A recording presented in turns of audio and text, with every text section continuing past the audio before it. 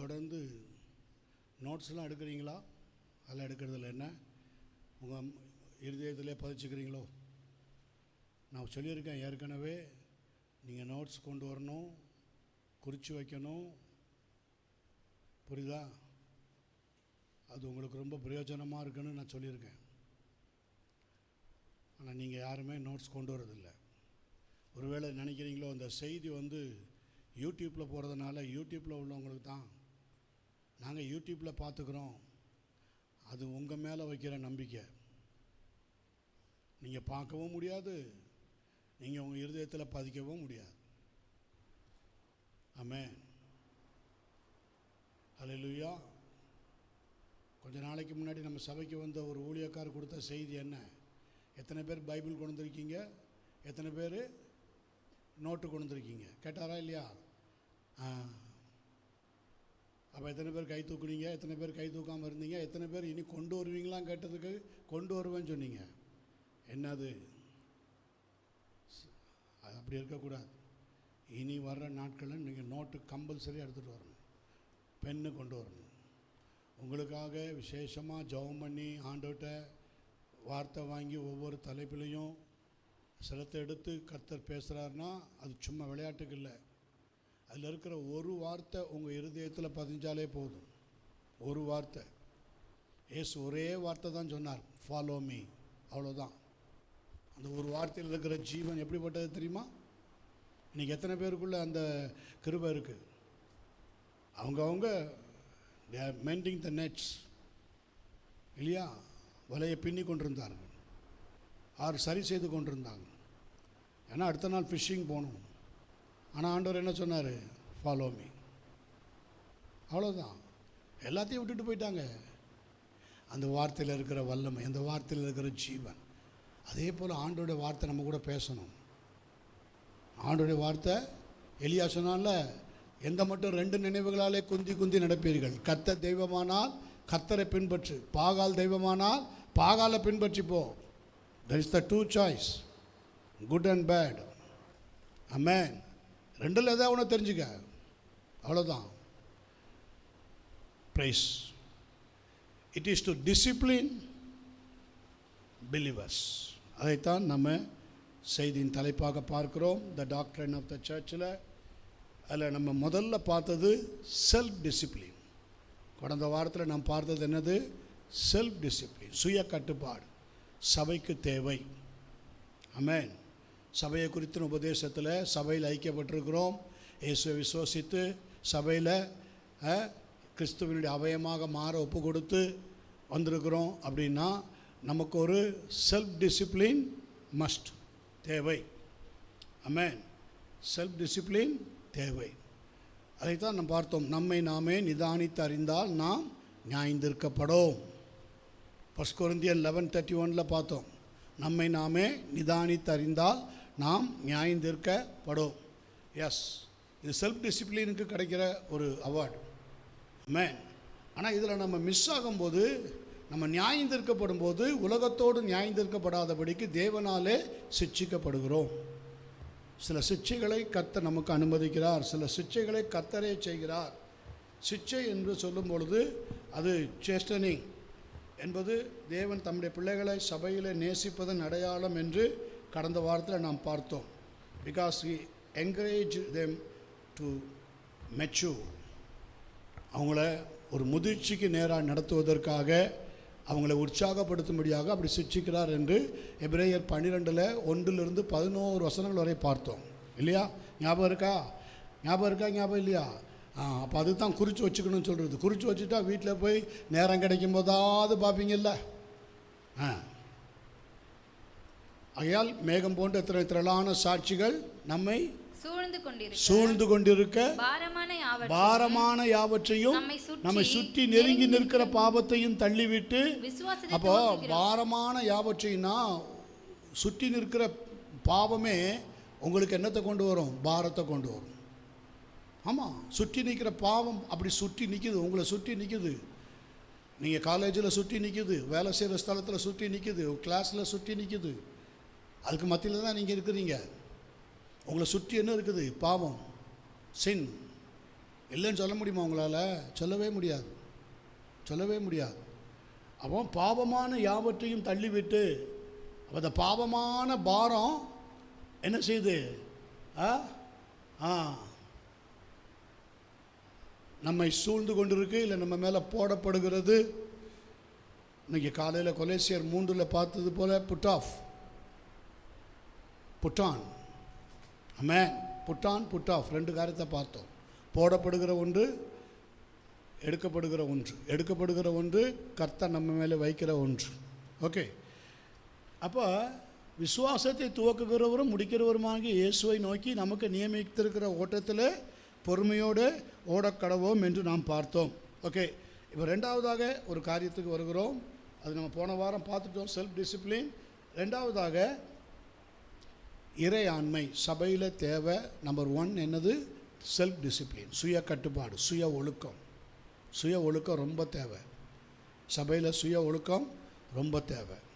எப்படி ஒரு கிளாஸ்லேயோ ஒரு ஸ்கூல்லையோ அந்த செல்ஃப் டிசிப்ளின் இல்லாட்டி என்ன செய்கிறாங்க? சீட்டை கிழிச்சிடுறாங்க. சொல்லி பார்க்குறாங்க. கடைசியில் என்ன செய்கிறாங்க?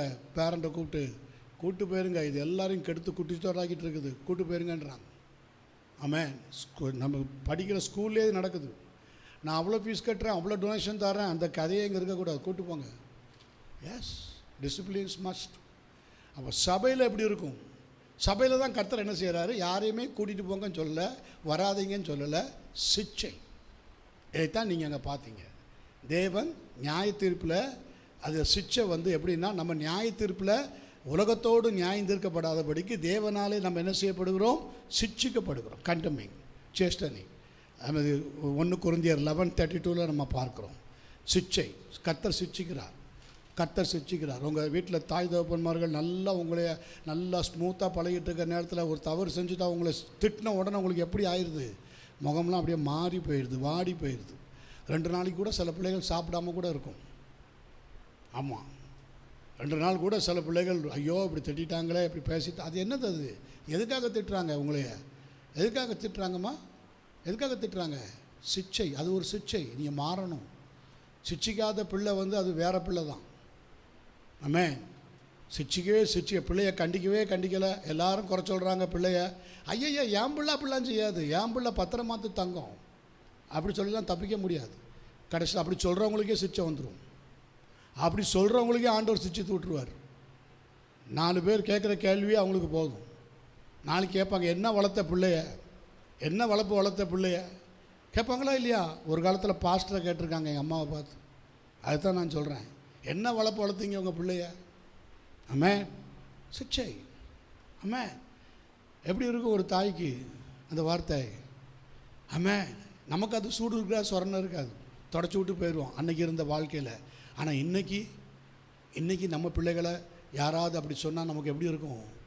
அப்போ நம்ம சரியாக வளர்க்கலை, சரியாக செய்யலை, எங்கேயோ தப்பு பண்ணியிருக்கிறோம். அது யார் மூலமாவது சிச்சை வருது, யார் மூலமாவது சிச்சையை கர்த்தர் அனுமதிக்கிறார். கேர்ஃபுல்லாக இருக்கணும். ஆவிக்குரிய சபையில் கர்த்தருடைய பிள்ளைகள். சபைக்கு வர்றேன் பரலோகம் போயிடலான்னு நினச்சிங்கன்னா சான்ஸே கிடையாது. Amen. Hallelujah. Yes, the purpose of the church. இதைத்தான் நாம் பார்த்து கொண்டு வருகிறோம். அடுத்ததாக நம்பர் 2, சாவரின், அதாவது இறையாண்மை. சாவரின் டிசிப்ளின், இறையாண்மையான ஒழுக்கம். இறையாண்மையான ஒழுக்கம். யோவானுக்கு எழுதின சுவிசேஷம் 15ஆம் அதிகாரம் 2ஆம் வசனம்.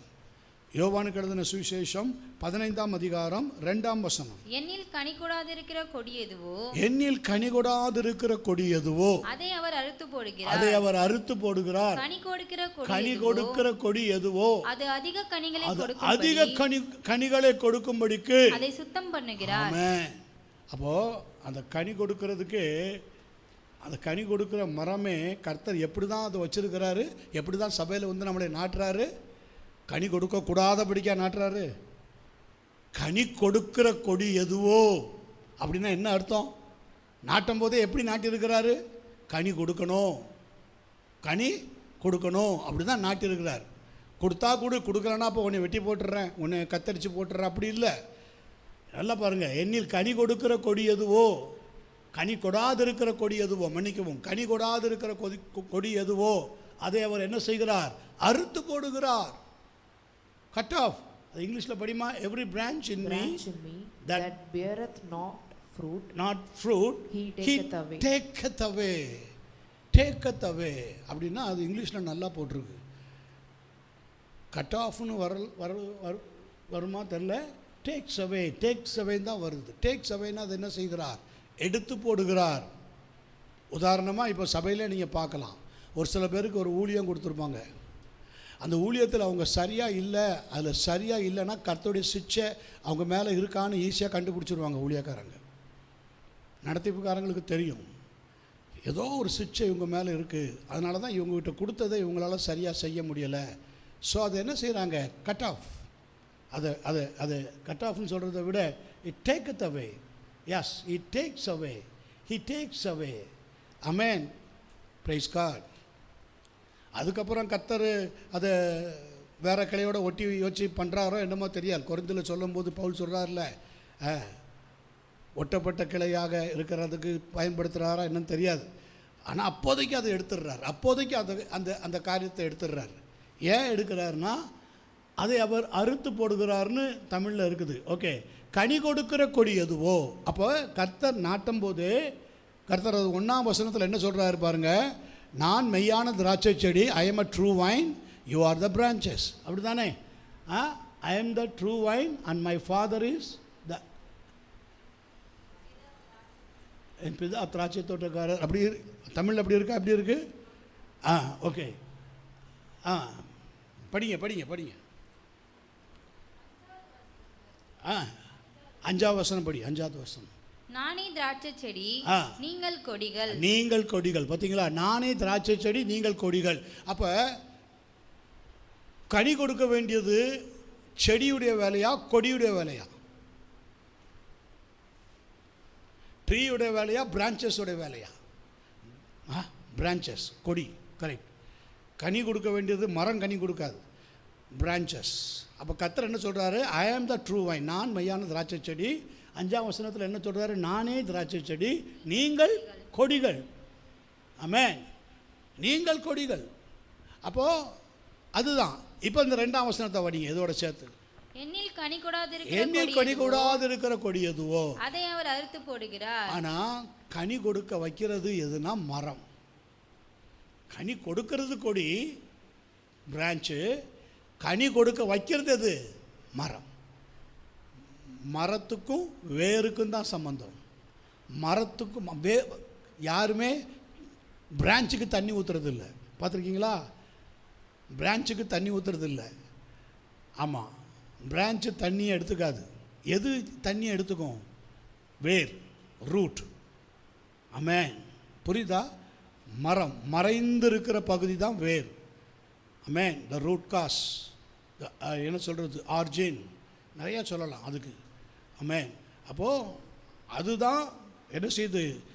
தண்ணியை உறிஞ்சி பூமியிலிருந்து அதுக்கு தேவையான எல்லா ஸ்டார்ச்சையும் உறிஞ்சி எதுக்கு கொடுக்குது? அப்படியே எதுக்கு கொடுக்குது? எல்லா பிரான்ச்சஸ். புரியுதா? அப்போது அதுதான் சொல்கிறார், I am a true vine. களங்கமில்லாத ஜீவியத்தை உடைய இயேசு நாமும் களங்கமில்லாமல் இருக்கும்படிக்கு சபையில் நம்ம கனி கொடுக்கும்படியாக தான் வைக்கிறார். ஆனால் நம்ம கனி கொடாது இருக்கிற பட்சத்தில் அதை என்ன செய்கிறாராம்? அறுத்து போடுகிறார். கனி கொடுக்கிற கொடி எதுவோ அது அதிக கனிகளை கொடுக்கும்படிக்கு. ஆமென். அங்கே தான் அவருடைய அந்த இறையாண்மை இருக்கிறது. ஸ்தோத்திரம். அதிக கனிகள். நீங்கள் அதிகமாக கனி கொடுக்கணும், அதிகமாக ஸ்பாபத்தில் வளரணும், அதிகமாக நீங்கள். ஒரு பக்கம் கர்த்தர் என்ன செய்கிறாரு? 3ஆம் வசனத்தில் பாருங்கள், 15ஆம் அதிகாரம் 3ஆம் வசனத்தில் பாருங்கள். நான் உங்களுக்கு சொன்ன இந்த உபதேசத்தினாலே நீங்கள் இப்பொழுதே சுத்தமாக இருக்கிறீர்கள். இப்பொழுதே சுத்தமாக இருக்கிறீர்கள். நான் உங்களுக்கு சொன்ன உபதேசம். சில பேர் இந்த வசனத்தை கேட்ட உடனே என்ன செய்கிறாங்க? சுத்தமாகிடுறாங்க இல்லையா? ஆமென். 2ஆம் வசனத்தில் கூட பாருங்கள், அதிக கனிகளை கொடுக்கும்படிக்கு அதை அவர் என்ன செய்கிறார்? சுத்தம் பண்ணுகிறார். ஸ்தோத்திரம். சுத்தம் பண்ணுகிறார். சுத்தம் பண்ணுறதும் ஒரு வகையான சேஸ்டனிங் தான். அது தெரியுமா? சுத்தம் பண்ணுறது போது என்ன செய்யும்? கொஞ்சம் கொஞ்சம் என்ன சில காரியத்தை கிள்ளி எடுத்துக்கு போட வேண்டியது இருக்கும். அதிக கனிகளை கொடுக்கும்படிக்கு சுத்தம் பண்ணுறாருன்னா என்ன அர்த்தம்? சில பிசுறுகள் வந்து என்ன செய்யும், கனி கொடுக்க விடாதபடிக்கு சில தடைகளை கொண்டு வரும். அதெல்லாம் எடுத்து எடுத்து போடுவார்.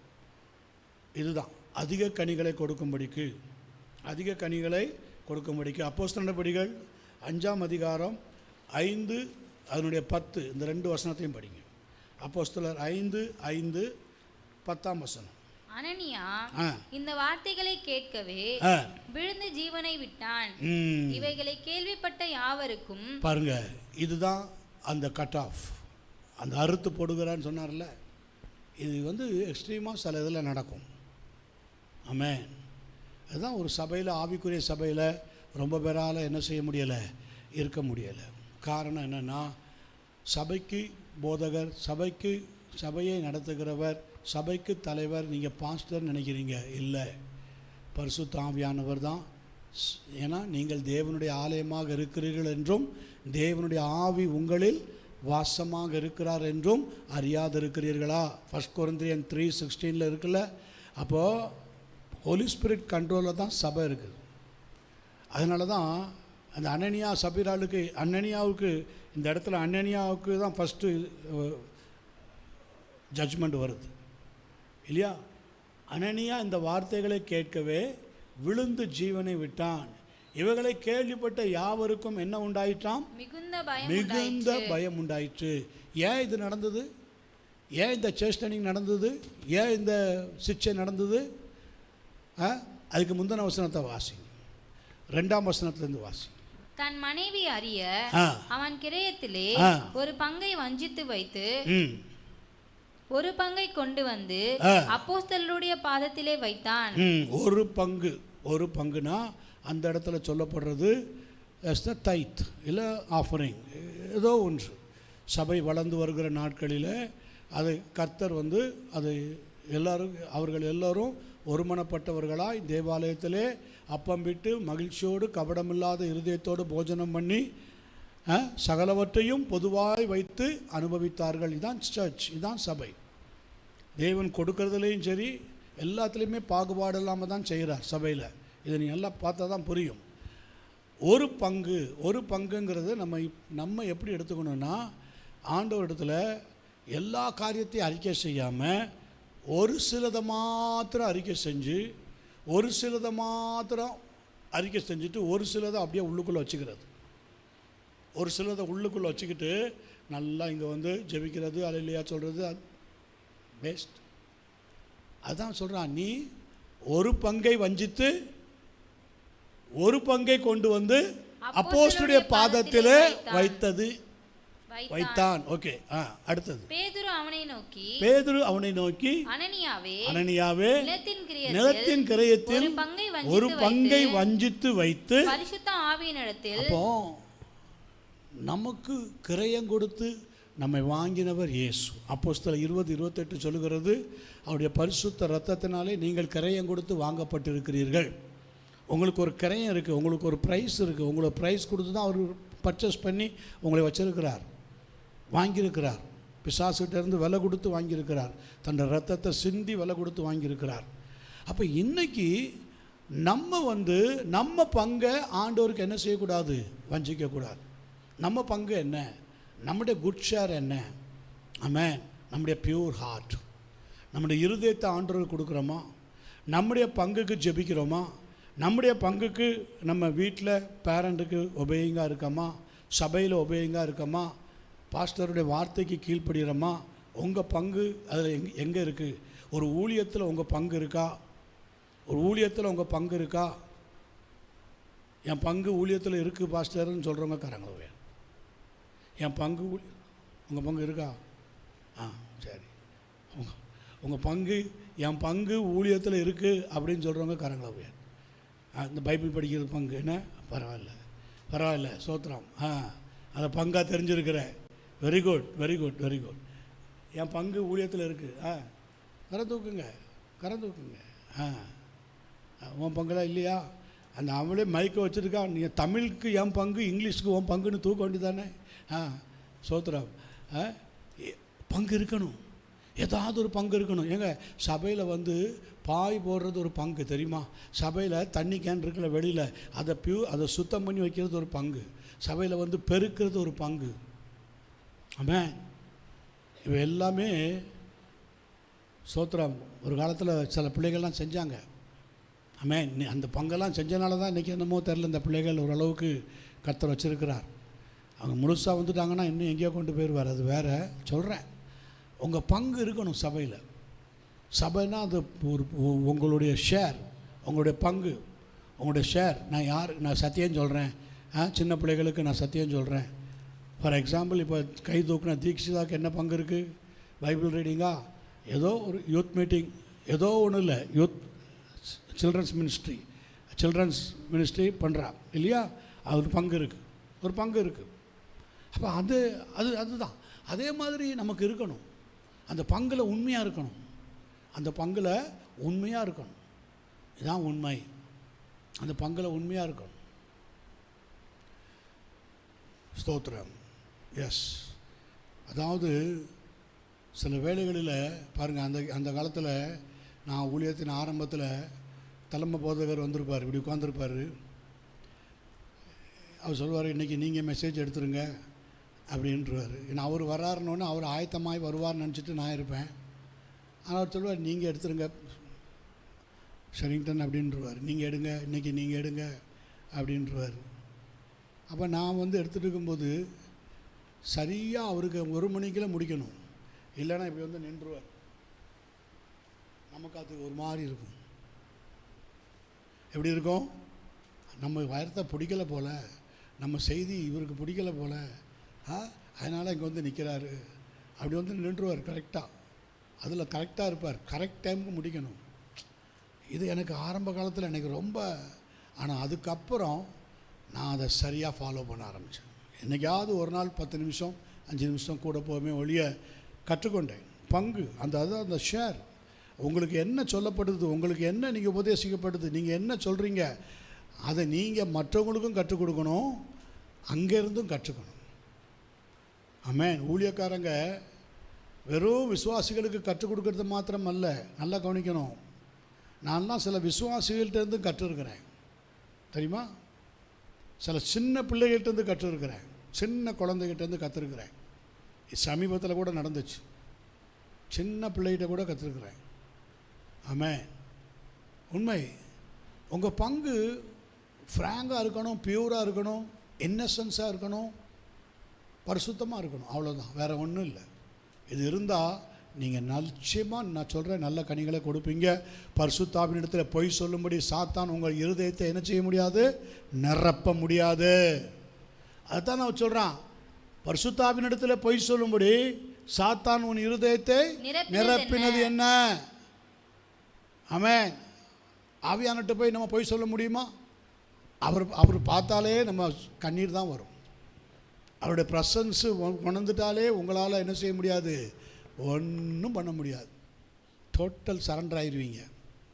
அவர் மட்டும் உங்களை ஃபில் பண்ணார்னா அந்த ஃபில்லிங் கூட வேண்டாம், அந்த ப்ரெசன்ஸ், அவர் வந்திருக்கிறாருங்கிற ப்ரெசன்ஸ் தெரிஞ்சிடுச்சுனாலே தடன்னு உடம்பெல்லாம் ஆடும்.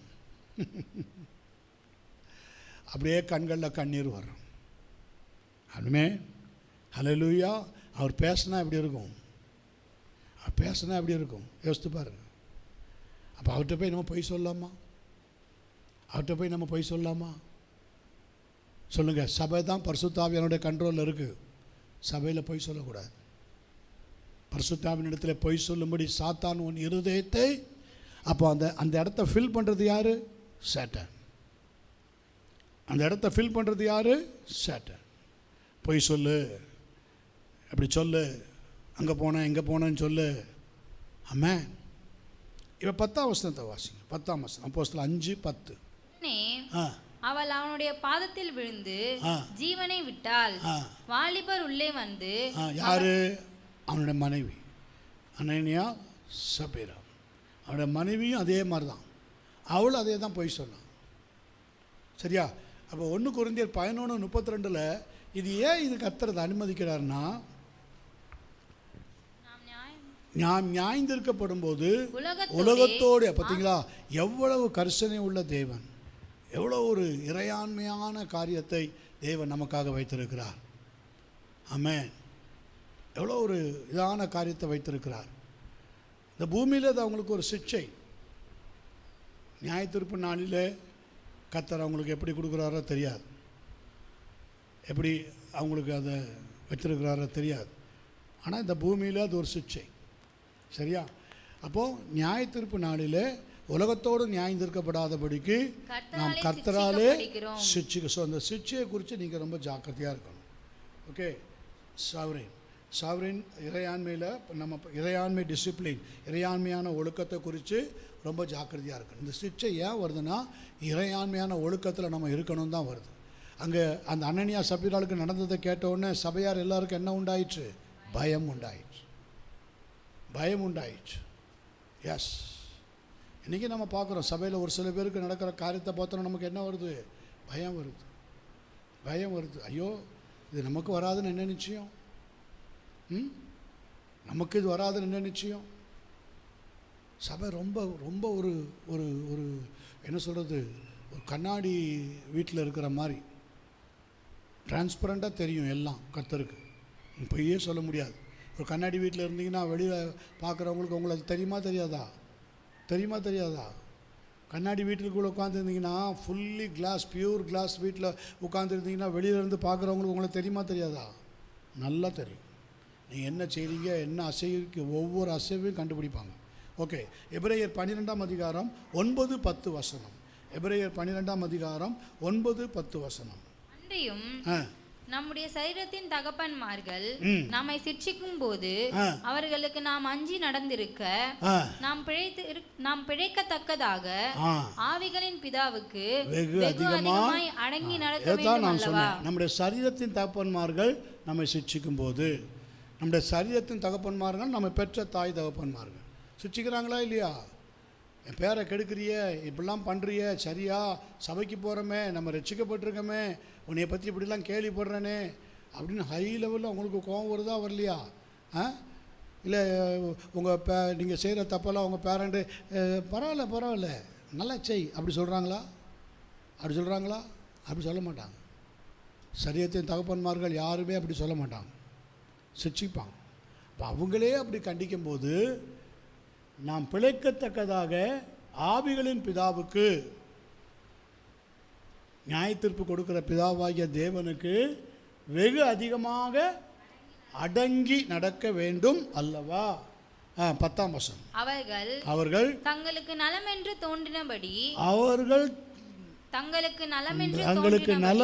தோன்றினபடி கொஞ்ச காலம் சிட்சித்தார்கள். இவரோ தாய் தகப்பன்மார்கள் என்ன செய்வாங்க? கொஞ்ச காலம் சிட்சிப்பாங்க, கொஞ்ச காலம் சொல்லி பார்ப்பாங்க, கொஞ்ச காலம் திட்டி பார்ப்பாங்க, கொஞ்ச காலம் சொல்லி பார்ப்பாங்க. பெண் பிள்ளையாக இருந்தால் என்ன சொல்லுவாங்க? நீ போகிற இடத்துல நீ உனக்கு போனால் பட்டாதான் தெரியும் போ அப்படிம்பாங்க. பிள்ளையாக இருந்தால் என்ன சொல்லுவாங்க? உனக்கு வரப்போகிற வீட்டை நீ புத்தி படித்தாதான் உனக்கு புத்தி வரும் போன்றுவாங்க. கொஞ்ச காலம்தான் சிரிச்சுப்பாங்க, கொஞ்ச காலம்தான். இல்லை, கொஞ்ச காலம் அவங்க இருப்பாங்க. இருக்கிற வரைக்கும் தான் சிச்சை, இருக்கிற வரைக்கும் தான் அவங்களுக்கு திட்டு, இருக்கிற வரைக்கும் தான் பேச்சு. அவங்க போனப்புறம் ஒன்றுமே கிடையாது. You are free. அப்படி தானா? ஆமென். அதில் மாறுற பிள்ளைகள் இருக்காங்க, அதுக்கப்புறம் எக்ஸ்ட்ரீமாக போகிற பிள்ளைகளும் இருக்காங்க. அவர்கள் தங்களுக்கு நலமென்று தோன்றினபடி கொஞ்ச காலம் சிச்சித்தார்கள். இவரோ தம்முடைய பரிசுத்தத்துக்கு நாம் பங்குள்ளவர்களாகும் பொருட்டு. அல்லேலூயா. பார்த்தீங்களா? இதுதான் இறையாண்மையான ஒழுக்கத்துக்காக ஒரு சிச்சை. ரொம்ப ஜாக்கிரதையாக இருக்கணும். பரிசுத்தத்துக்கு நாம் பங்குள்ளவர்களாகும் பொருட்டு, நம்முடைய பிரயோஜனத்துக்காகவே அவர் நம்ம என்ன செய்கிறாராம்? சிட்சிக்கிறார். 1 பேதுரு 4:17. நியாயத்தீர்ப்பு தேவனுடைய வீட்டிலே துவங்கும் காலமாய் இருக்கிறது. பாத்தீங்களா? இது ரொம்ப ரொம்ப இது நீங்க டெய்லி நீங்க நினைக்கணும். நியாயத்தீர்ப்பு எங்க துவங்குதான்? முதல்ல தேவனுடைய வீட்டிலே துவங்கும் காலம். முதல்ல நியாயத்தீர்ப்பு எங்க துவங்குச்சு சொல்லுங்க பாப்போம்.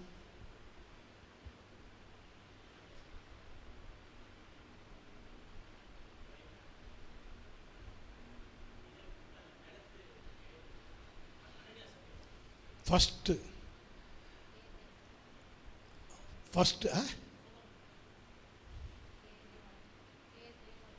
ஏடன், ஏவாள், ஆடம். ஃபஸ்ட்டு கார்டன், முதல் சபை. முதல் சபை யார் தெரியுமா? யார் முதல் சபை? ஏவாள் மணவாட்டி. முதல் மணவாட்டி தான் முதல் சபை. அவனுக்கு வந்த நியாய தீர்ப்பு என்னது? ஜட்ஜ்மெண்ட் என்னது? பார்த்துருப்பீங்கள, நீ வருத்தத்தோடு பிள்ளை பெறுவாய் இல்லையா? ஆதாமுக்கு என்னது? நீ வேதனைப்பட்டு உழைப்ப, நெற்றி வேர்வை நிலத்தில் பட உழைப்ப. ஆமென். ஜட்ஜ்மெண்ட். அடுத்தது என்ன ஜட்ஜ்மெண்ட்? தோட்டத்தை விட்டு வெளியில் துரத்தி விட்டுட்டார். ஸோ அப்போது நியாய தீர்ப்பு தேவனுடைய வீட்டில் தூங்கும் காலம்.